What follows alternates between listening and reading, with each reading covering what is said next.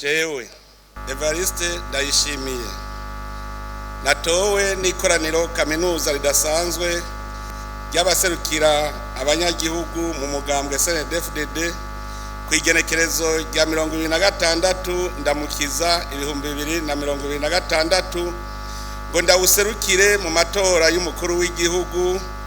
muri 2027 ndarahiye imbere y'Imana mushobora vyose n'imbere y'abagumyabanga baserukiye abandi mu ikoraniro kaminuza ridasanzwe ko ntazokwigera mpemukira abanyagihugu kandi ko nzokora ibiteza imbere umugambwe n'igihugu vyongeye niyemeje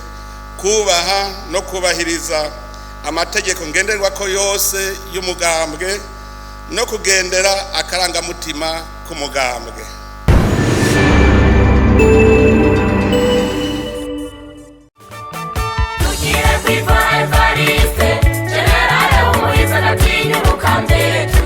Urumuhizi w'imvuga kuri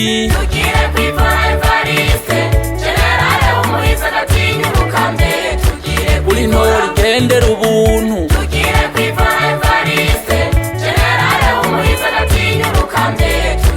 amakenga twese turagushima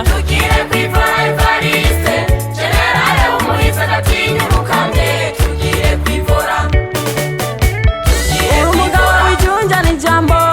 ufise amateka meza mu bantu uri umurundi atari ikiyabuhiye ntibabeshe burya izina n'iryo muntu ntibihenze namba abagutoye wizigiwe n'Imana n'abantu urabikwiye waranabikoreye wakoze byinshi biteza imbere Uburundi abarundi twese turakwemera mu ntara zose abarundi barashima ibikorwa byawe. Jewe Evariste NDAYISHIMIYE natowe n'ikoraniro kaminuza ridasanzwe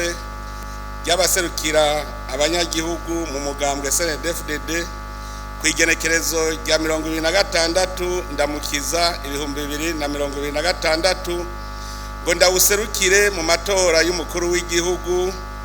muri 2027 ndarahiye imbere y'Imana mushobora vyose n'imbere y'abagumyabanga baserukiye abandi mu ikoraniro kaminuza ridasanzwe ko ntazokwigera mpemukira abanyagihugu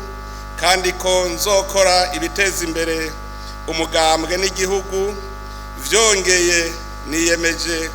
kubaha no kubahiriza amategeko ngenderwako yose y'umugambwe no kugendera akarangamutima k'umugambwe.